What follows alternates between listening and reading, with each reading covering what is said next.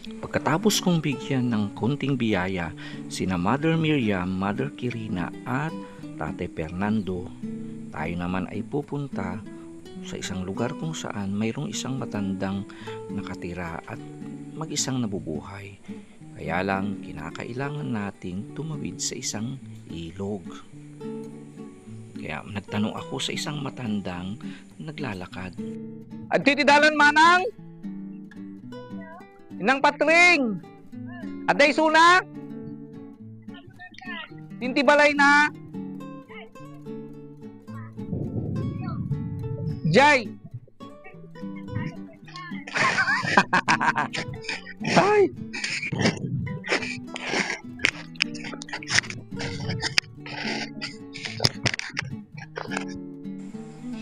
Bumaba na lang kami sa mataas na dike upang kami ay tatawid na lamang sa ilog. Mayroon ding hanging bridge doon sa taas pero parang delikado. Baka mahulog pa ako doon kasi yung mga apakan niya ay sirang-sira at luma na. Mayroon nang nahulog na matandang babae doon at nabali ang kanyang balakang. Mas mainam na tatawid na lang kami. Anyway, mababaw lang naman ang tubig. Okay lang sa akin. Anyway, mission naman ang pupuntahan natin.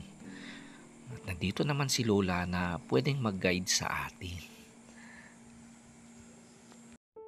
Habang kami ay nag-uusap ni Nanay, nalaman ko na karamihan sa mga nakatira dito, hindi nila pagmamay-ari ang lupa na kinatatayuan ng kanilang mga bahay.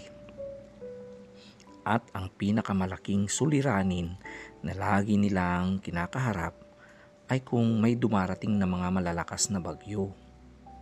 Ang tubig ng ilog ay umaapaw at umaabot sa kanilang kabahayan. Kaya pumupunta na lamang sila sa evacuation center upang hintayin na mawala na ang bagyo at humupa ang tubig. Saka sila babalik sa kanilang kabahayan upang maglinis. Hey! Ang aso.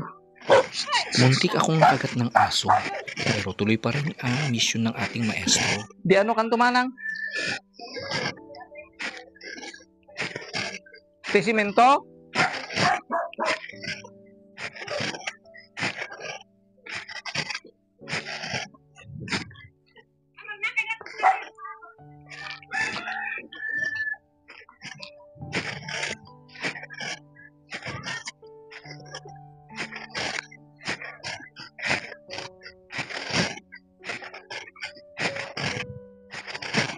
Apo.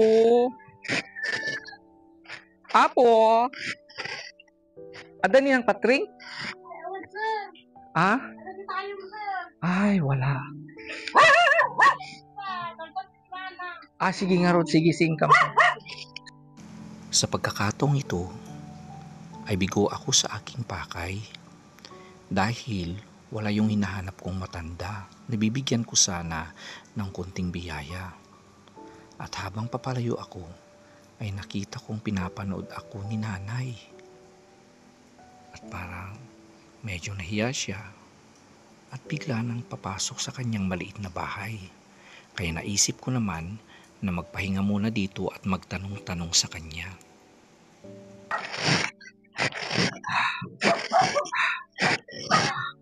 Awan ni ng patring. Sinti ka balay mo tinmanang. Ah? Saya po. Nga dayay. Pagbabasa diwan. Hindi. Oh. Ano na yun. Nalaki nun. June. Ba dito nalakin. Amo magtagalog. Kaya. Amo magtagalog. Ako kabisado na nagtagalog. Hindi niya alam magtagalog. Pero, suday ito tibalay mo manang.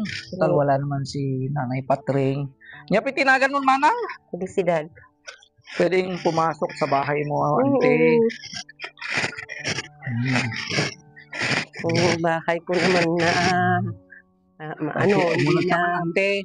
Aya, nan mo kakaasi John. Sa wakas nakilala rin ako ni Lola. Kaya nung sinabi kong papasukin ko ang bahay niya, hindi siya nakatanggi. Dalawa lang sila ng kanyang apong nakatira dito. Nang pinasok ko, simple ngunit maayos at malinis. Kaya nagtanong-tanong ako kay Lola. Mo, Oo. nya tisindam ante. Anya, sindak. Walang ulam. Wala na. Marunggay naman. Malunggay. Malunggay doon. Mhm. Nya ti meriendam. Anak pa Wala nagmerinda. rin. Awan mo ti merinda. Wala raw merienda si Awan Lola. mo ti... Awan wala- kapem? Wala Wala akong rin kape si ibibili. Lola. Wala ako. Hindi ako magkakape Oh. kung wala nga ibibili Ato ko. ka, don't worry. Total pumunta naman kami dito, ante. Oo. May sorpresa para siguro inano ni Lord na para sa iyo ito. Okay? Thank you. May nagbigay ng sorpresa sa iyo. Thank Siya you, sir. hindi sa akin. Galing kay pangalan niya ay May. Mag-hello ka nga kay May. Hello. Mama May sa abroad. Mama May. May ang pangalan niya sa Ay, abroad. Yan, May. May. Para kay eksakto si Lola ay ikaw lang Lola, kasama mo apo mo. Oo.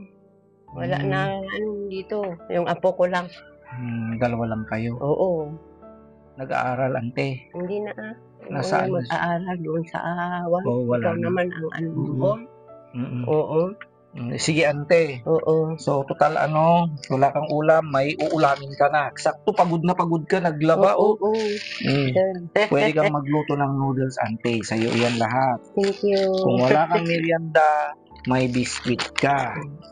Kung wala kang kape, magkakape ka ng marami. Pag naglaba ka, wala ka ng sabon, ito bibigyan kita ng malaking sabon ante. Para sa dinengdeng mo, wala akong makitang Wala na. bagoong dito. Wala ako bagoong. Wala Bagoong, na. walang laman. Walang Laman ng bagoong. Naubos naman lahat. Sige, palitan natin ng malaking bagoong ante. Thank you. Okay, sakto. Malapit ng Mother's Day. Thank you. Dapat maganda ka. So, bibigyan kita ng pangpaganda, ante. Gamitin mo to magic. Ito, pag ginamit mo ito, magiging maganda ka, makahanap ka pa ng boyfriend. Ate ko di Jonan. Joke lang, ante. Ante, Thank you. sabi ng sponsor, ante, pulbuhan kita para pagbalik ko raw, bibigyan na naman kita. Ante, Thank you. Thank you. Thank you. So, maraming salamat po. Mami, may accidentally nawala yung hinahanap natin. Yun palang nag-guide din sa atin doon para makapunta tayo dito ay nangangailangan din ng tulong. Walang-wala si Nanay Felicidad. Mag-isang nabubuhay. So, thank you. Thank you. Mami, once again, it's a blessing. Okay, Thank you. kami ante, gudong kami. Mangan ka. Mas nasingsingan ka natin. Maaguto ka. Magluto ka na. Okay. Kami pa, ante. Bago ako tumalikod, ay nakita ko sa mukha ni Lola Felicidad ang sobrang kasiyahan. Dahil di niya inaasahan na siya ay makakatanggap ng biyaya. At ang mga ito ay kailangan nila. Dahil mag-isa na lamang siyang nabubuhay kasama ang kanyang apo. Awang-awa ako sa kanyang kalagayan. Nasabi ko sa aking sarili na isa siya sa aking babalikan. At pero sa kabila ng lahat, ako ay napakasaya dahil siguro ay tinadhana ng Panginoon na mag-cross ang aming landas nang sa ganun ay maabutan ko siya ng kahit konting tulong na magagamit nila sa pang-araw-araw nilang buhay. Ito ang last na pupuntahan natin ngayon ay babalikan natin si Sister Ruth.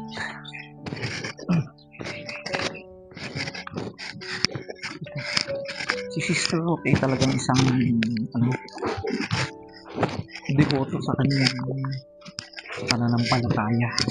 Yun ang dinalakad na pinuntahan natin hanggang doon at hanging bridge para lang magmisa. Dito ay bali hindi sa kanila yung lupa ang tinitira. Mag-isa na siya.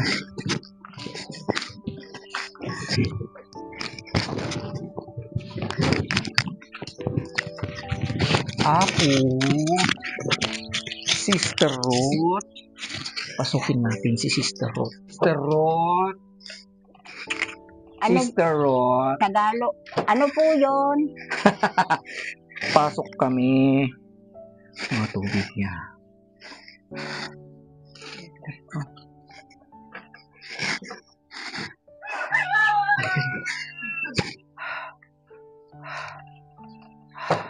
Oh, May kasama kasi po kayo. may kasama ako. Oh, dito si Sister Ruth. So, ito yung ano niya. Wala kang upuan sa labas, Ma'am Ruth? Wala, sir. Wala. Wala. Diyan ka lang umuupo. Opo. Patingin ng loob. Oo. Oh. Ay, Pero bago iyan, pwedeng tingnan natin yung bahay mo, Ma'am Ruth. So, dito ka nagluluto. Dito na rin, ito rin, walang ilaw. Diba? wala po kaaw-awang ilaw. Pwedeng tingnan ang loob ng bahay mo, Ma'am Ruth. Umakyat na po ako eh. Oh, Ang bahay. ang bahay ni Sister Ang Ruth. bahay. Ang bahay. Ito yung May pusa pa rin ako. may pusa. May pusa po ako. Yan na. Ay, nawala na sa Nawala. punta sa baba. Pwede tayo sa labas, Sister Ruth. May bibigay ako sa'yo. Oo. Masyadong mainit dito. Oo. Kaya na, baka maatake tayo dito sa loob. Aray.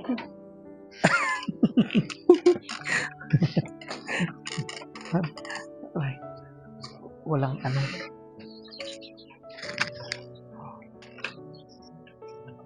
May kasama po kayo. Meron, Ma'am Ruth. Wala naman tayong uupuan. Wala ako. Pag ako pa nakabili na upuan. Ba't di ka bumili? Wala kang pera? Meron man naman. Malilimutan po ako. Siya si Sister Ruth. Bakit Sister Ruth ang pangalan mo, Sister? Ay, binigay sa Diyos po yun. Ang pangalan ko. Ruth sa Bible. Sa Bible? Oo, galing sa Bible. Sa Bible. Kumusta naman ang buhay mo, Ma'am Ruth, na mag-isa? Mabuti po naman. Mahusay. Masaya. Masaya kahit walang kasama? Opo. Sinong kasama mo? Ang Diyos. Okay, very good. Ang Diyos ang lagi mong kasama. Yung mga pusa. Ang mga pusa ko, yung tanda na. Anong pangalan ng pusa? Ay, Mungmungkit. Siya, si Mungmung. Siya ni Mungmungkit. Nagluluto po ako ng yung kape. Ay, kape. Para tubig. Tubig ng kape. Tubig. May kape ka pa. Meron pa. May biskwit ka. Ay, wala po. Ay, wala kang biskwit. Pero wala ka namang wala ka ng kahoy. Meron ako doon. Itong tubig mo. Opo. Oo, ikaw na rin. So, kumusta naman ang buhay mo na mag-isa? Masaya ka palagi? Minsan masasaya pag meron ako na naisip ang nanay ko, kaya lang maguguluhan na po ako. Bakit si nanay mo? Andun sa malayo. Kumusta ng nanay mo? Ang nanay ko ngayon ay buti naman, kaya lang di makakita. Hindi na naman makakita. Hindi makakita. Alam naman yung mga yung lasang pagkain. Ilang taon na si nanay? 89. Ay, 98 na. 98. Halos 100 na.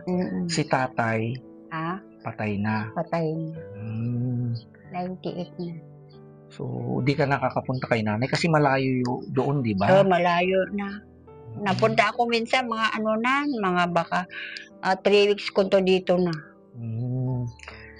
So, ikaw noon ay di ba, may nagkaroon ka ng sakit sa paa? Oo, diabetic nga ako pala. Diabetic. 7 years na po ako eh. Pero, Mag-8 years na. Nga diabetic. Hindi ako masyado magkape, mag-ulam na mabubuo yung maalat, at saka yung sugar. Hindi pwede ng maraming sugar at sa kape. Kape. Paano yan kung bibigyan kita ng kape? Kunti-kunti lang ng kape, gano'n. Hindi marami. Minsan umaga, marami. Gulpi kahit isang kutsara ng asukal, pwede rin. Pwedeng 3-in-1. Pwede rin. Gusto mo yung 3-in-1? Mabuti. Pero nag-uulam ka rin ng may bagoong. Mag-uulam ako na ng mga inihaw ng yung talong. Lalagyan ko bagoong at dinengdeng, pakbet. Pero hindi everyday yun ng kinakain ko. So, Okay, so may Ano regalo po yun?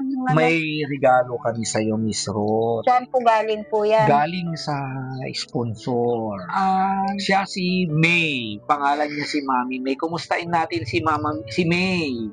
Kumustahin mo si May? ay, kumusta ka, May? May. Ah, Nasa abroad si May. yeah. Siya si sister. Ako naman si Ruth.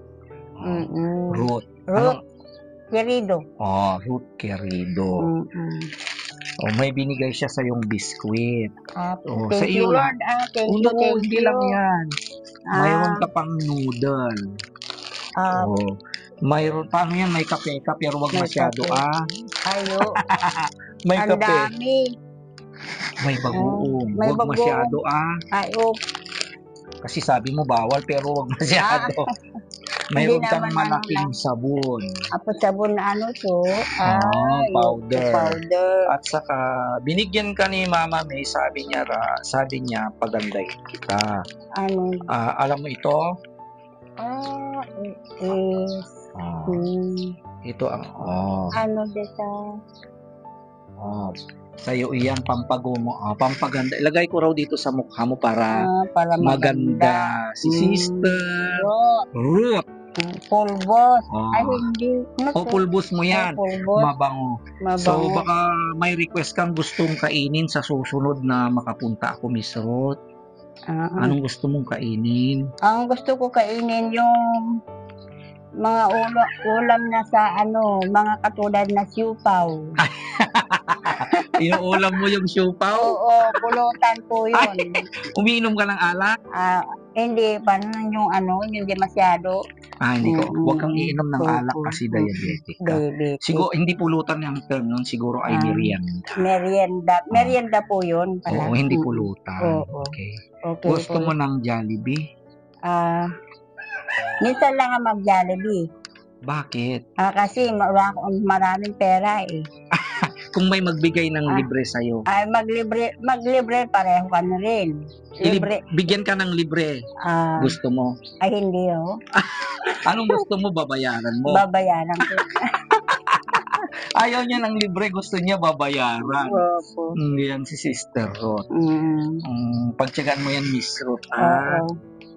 Blessing kay Mami. Mami. May. Okay. Tingnan natin, Miss Ruth, para kung may pera ako, ayusin natin. Gusto mo ito? Ay, nasa, Ito, gusto mo?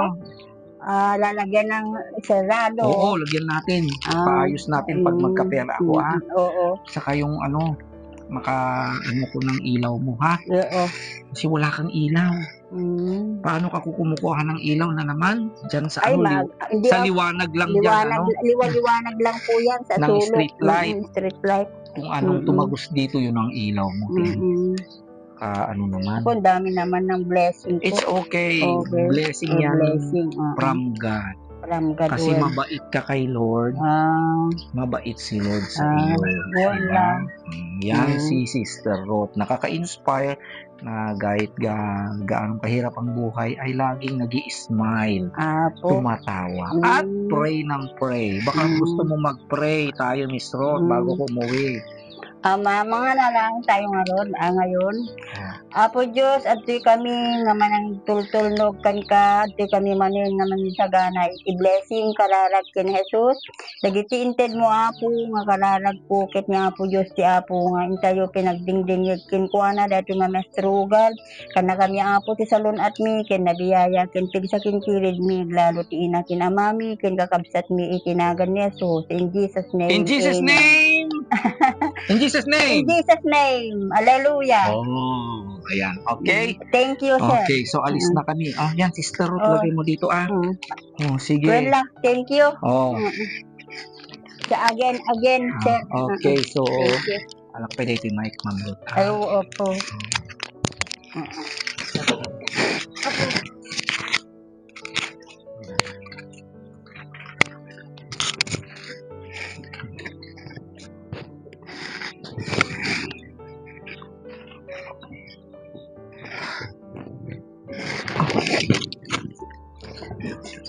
Alis na kami, Sister Ruth.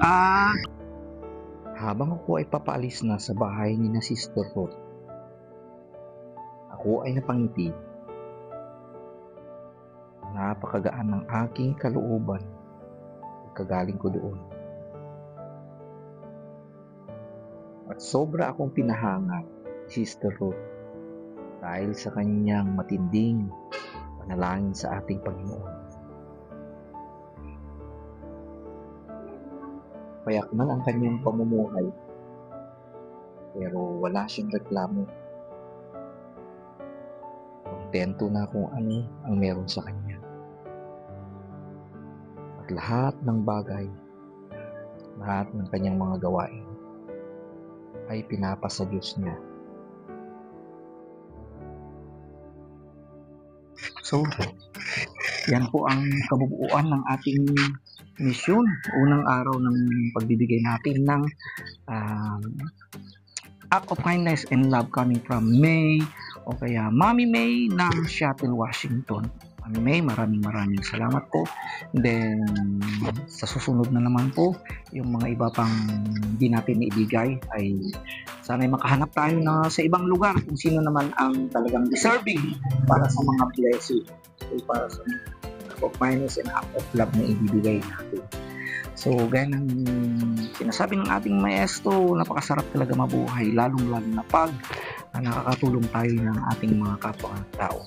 So, please, spread our kindness, our compassion, and our love sa lahat po ng mga nangangailangan kapitbahay natin. Kahit ano pong maaari natin ipaabot sa kanila. Okay? So, dito pa rin sa probinsya ng Abra, ating maestro nagsasabing, I love you today, tomorrow, and forever. Okay, so, goodbye.